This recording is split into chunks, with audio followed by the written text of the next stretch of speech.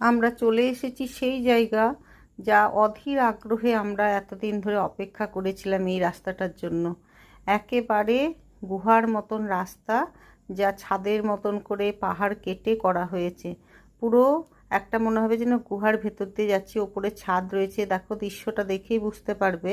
আর আমাদের গাড়ি ক্রস করবে, এই যে একটা অনুভূতি, এই অনুভূতি সত্যি কথা বলছি একদম নিজের না থাকলে, নিজের কিছু না হলে সেই অনুভূতিটা অনুভব করা যায় না।